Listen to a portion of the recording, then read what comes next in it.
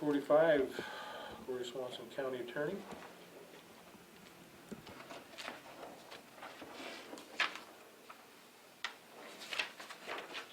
All right, so I've got two letters here. I've got several copies up here if anybody wants them, and then I gave Commissioner Fulford the originals. These are letters just codifying the decision that was voted on last week after a meeting and a hearing. So there's two issues. I need the one for to the district court. I got the one to the petition.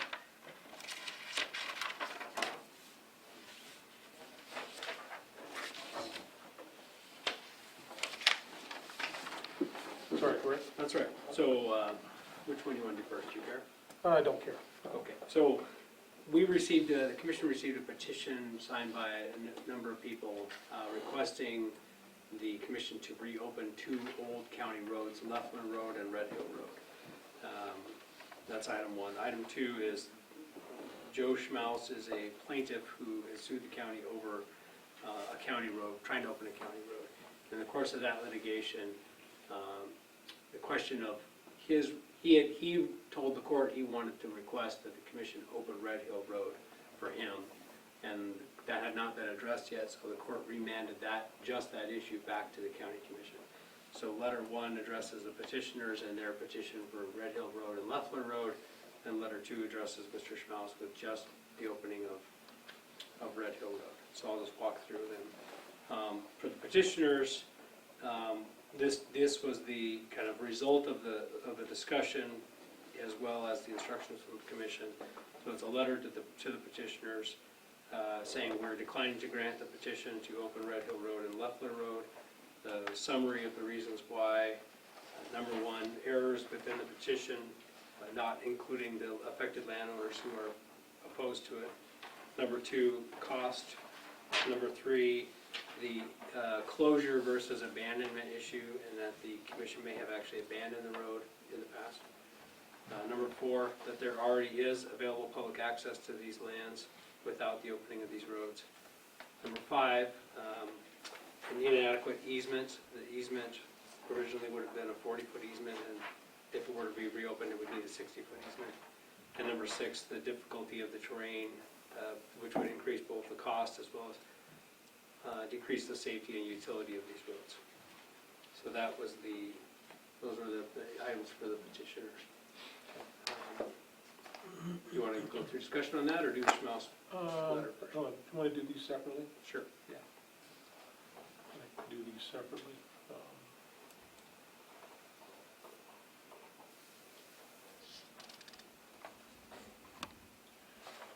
Yeah, I don't have any additional question. I think it covers everything that we discussed. And yeah, you have anything, Mike? No. Okay.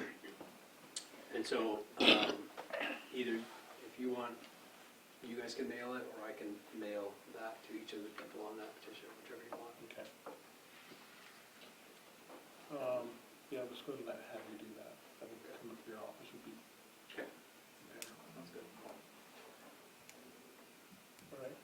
I'll accept the motion. I'll make the motion to accept the letter to the petitioners for the denial of the opening of the Red Hill Leffler Road. All right, motion's been made to accept the letter for the petitioners to deny the opening of Red Hill or Leffler roads. Any public comment? Tim? Tim Ravendall, resident, taxpayer of Broadwater County. I want to thank the commission for bringing this forward. Transparency in these matters is really important, and I appreciate that. Thank you, County Attorney Swanson, for making sure that we looked into this in a public kind of a venue. I appreciate that. I just want to go on record that I disagree with the decision on the one basis that the roads that do access this area are there for not only those that are not, I won't try to go into the ADA, but motorized access is really not on the table here with this, which has been a historic aspect of this area. So what we have here, by having everything locked up unless you can swim in the lake through BOR, there is really no real open public access to this area without having one of these roads into that area open. So we have what we often call de facto wilderness, which is locked up, no resource development, none of the abilities that have been historically done here in Montana are really accessible. So it really boils down to public access that I think we can do better. We have the issue that's been discussed in this process regarding Indian Creek and those roads that have been there. Now we can talk whether it was abandoned or it closed, but at the bottom line, we're talking, the opportunities for people in Broadwater County, and we need to make sure we do that. Very good, and again, thank you. All right, thank you, Tim. Any other public comment? Hearing none, all those in favor signify by saying aye. Aye. Any opposed? Okay, motion carries.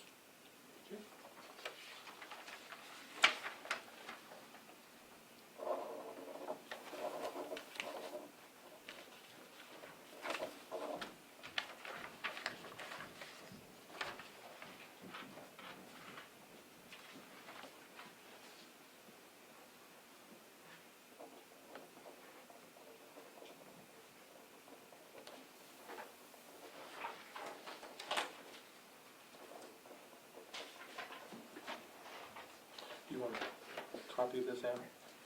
Okay. The second letter is addressed specifically to Joe Schmaus, and this references the question that the district court sent back to the county to address.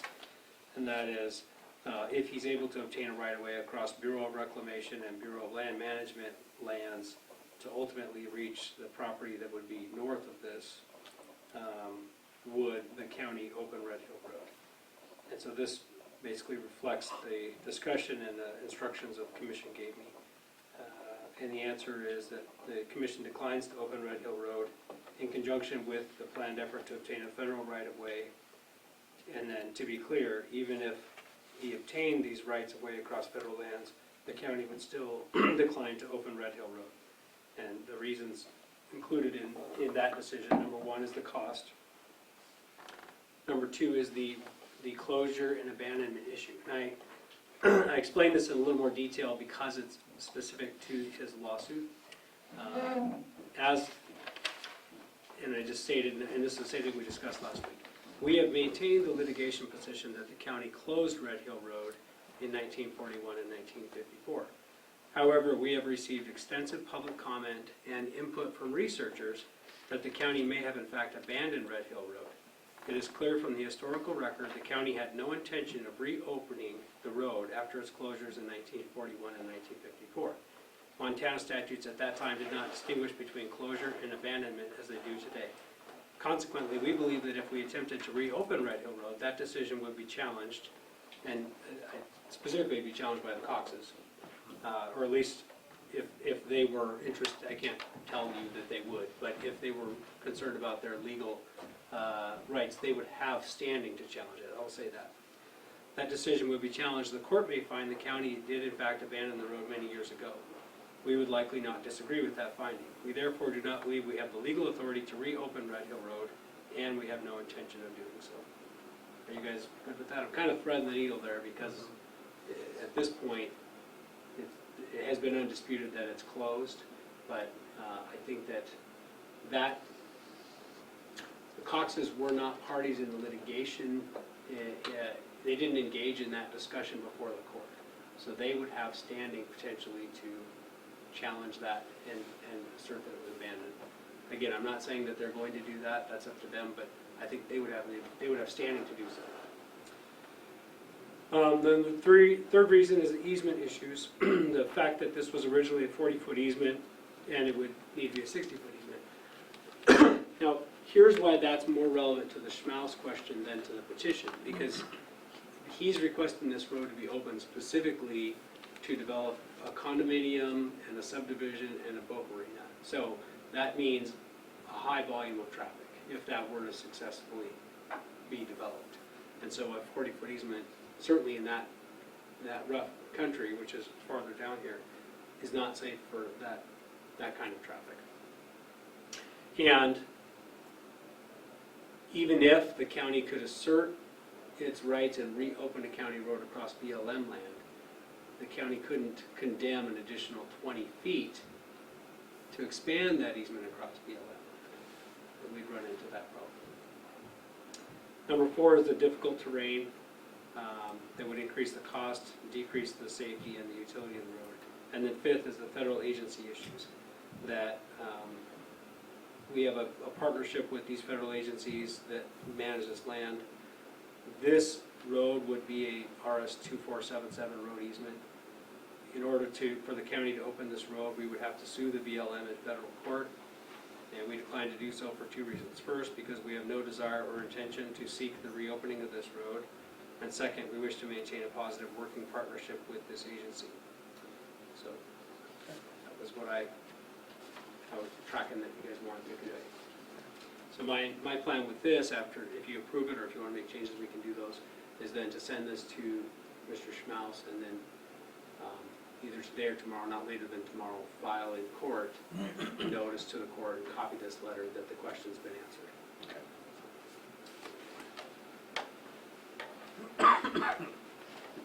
And then what's the process after that, I guess, set some more. So what happened is the lawsuit was put on hold pending this issue. Right. So that will resume, and there's a number of, we're at a point where we're all filing a bunch of motions. We have a pretrial conference, I want to say June 12th, and at that point, from the court, we'll either be dealing with resolving some motions or we'll be setting trial. Right. Any questions, Mike? No. No. Okay. With that, then, I'll accept the motion. I'll make the motion to forward the letter to Mr. Schmaus and the district court about not opening a Red Hill Road. Okay, in motion. Leffler. Okay. And this one just was Red Hill Road.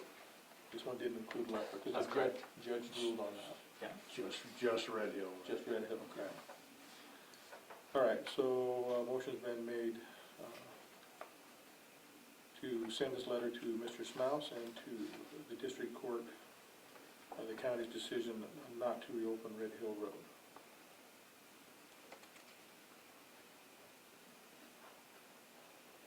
Any public comment? Tim? Mr. Chairman, Tim Ravendall, resident taxpayer of Broadwater County. On this, I again echo somewhat of what I said on the earlier letter, but on this particular one, I've been involved in Broadwater County for a long time on RS 2477 issues, and that challenge of exercising the rights of the people at the local government level. And under that aspect, what we found many times is the federal government, under the 1866 Act as amended in 72, has never been repealed. So that right is there of that access of ingress and egress, which includes roads, trails, ditches, etc. So when we look at that, it's really important to make sure that we don't, let me be point blank, don't put our hands behind our backs and bow to the federal government, because I will just bring up one point in case, and it's a little different, but it really applies. In Prince versus United States, the Supreme Court said that the federal government does not have that ultimate authority under the 10th Amendment, having play and the rights of the people. So I'm just, again, as a citizen that's been involved in this for a long time, not to bear on the case that's before the court in this county, but that aspect really needs to be looked at close in the future as we move forward, protecting access to beneficial resources as provided under our Constitution. Thank you. All right, thank you, Tim. Any additional public comment? Hearing none, all those in favor of sending this letter to Mr. Schmaus and to the district court not to reopen Red Hill Road signify by saying aye. Aye. Aye. Any opposed? Hearing none, the motion passes.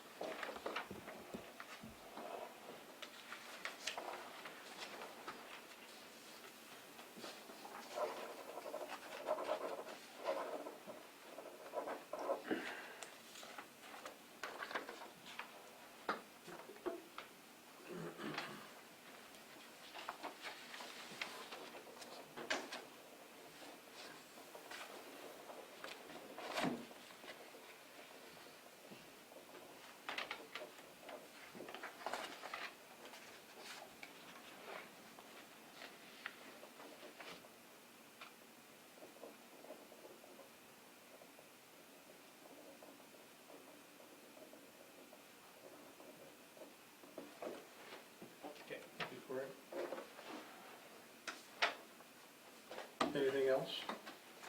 Thank you.